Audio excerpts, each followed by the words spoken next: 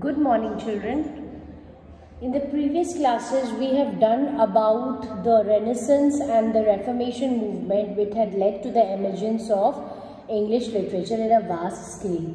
We have also learnt about the emergence of printing press, which has helped us to create n number of books, and as a result, English literature got widespread into different parts of the country in a very easy way. Now today we'll start with a new topic, that is themes of literature. Now every subject has got its theme, its motive, like why it is there, okay? So English literature has also got its theme, and it is only on a survey that approximately we have completed this, and we must go further to consider not only the impulses which produce literature, but also the subjects with which it deals, okay? Acha.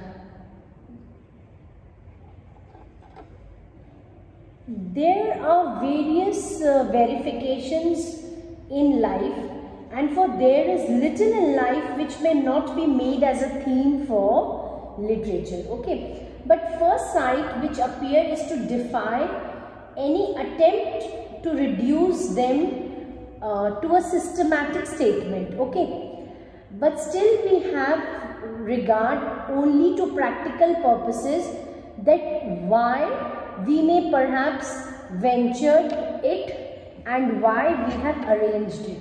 Okay, now the theme of literature has been arranged in 5 groups. You can see here on the board, the theme of literature had been arranged in 5 groups. Okay, there had been 5 groups, 1, 2, 3, 4, 5. We will read the detailed study of it. Okay, in number 1, the personal experiences of individual as individual. Okay, now see, every human being in this world is a particular individual, okay?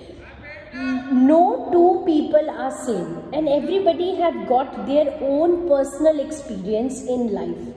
Those experiences can be as sweet as honey or as bitter, very bitter also, okay? It depends on person to person and the kind of life they live, okay?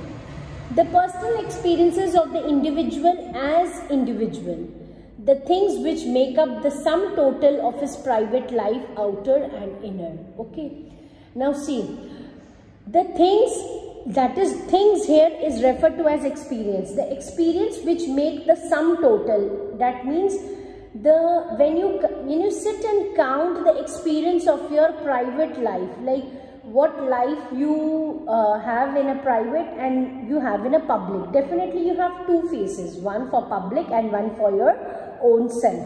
So that is why it counts the personal experiences. On the basis of the experiences, the first group tells us that every individual are different, no 2 human beings are same, and our personal experiences are also very different. Now number 2.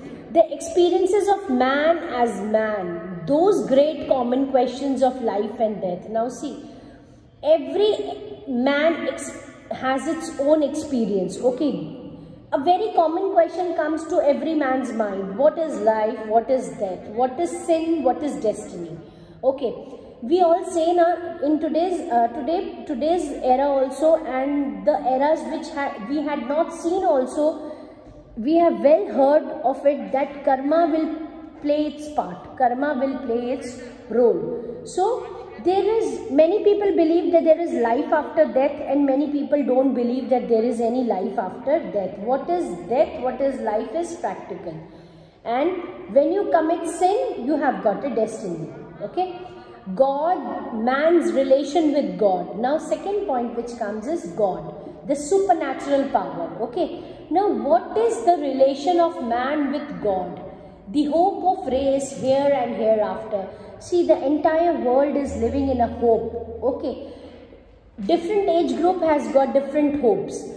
So on the basis of the word hope only we people are living, and there is some supernatural power which is controlling us, and the light which transcends the limit of personal lot and belongs to the race as a whole. Okay.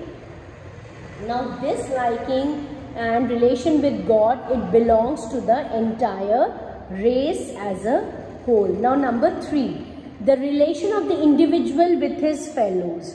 Now see, what is a particular man's relation with his fellow mates or the entire social world with all its activities and problems? See, we individual definitely play different activities. Okay, some are being accepted, some are being non-accepted, even by our family members or by our people with whom we are surrounded with. Okay, we have got our own problem. Every individual has got their own problem, but exactly how you maintain your relation with your social world despite your problems, despite the activities which you play, is actually the relation you maintain with your fellows. Number 4th point, the external world of nature and our relations with this. Now, the external world means the outer world, the natural world. It is very well said that nature heals human being. Whether your mental health is bad or your physical health is bad, we definitely need a nature to heal it. But if we destroy our nature, then we are having a bad relation with the external world of nature.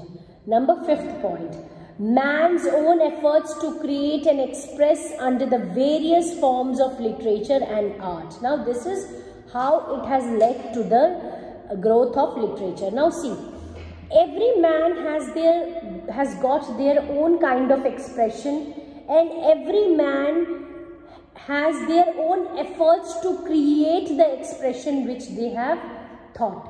Okay, under various forms of art and literature.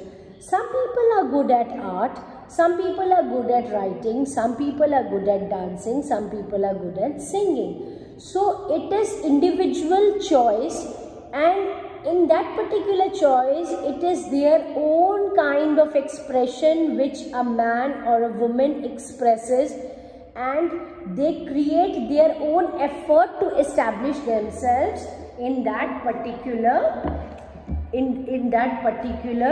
interest which they are interested in. So see, in a punching way, what we can say is, or in a synopsis, what we can say is the theme of literature is that it is purely your personal experiences of a common life of a man as man. Okay, it is your personal experience of common life of a man as a particular man. Okay, or of the social world. Okay, under all it is different aspects, but what literature treats of nature and what literature treats of literature and art. Okay, we'll continue with the same topic next day. Thank you.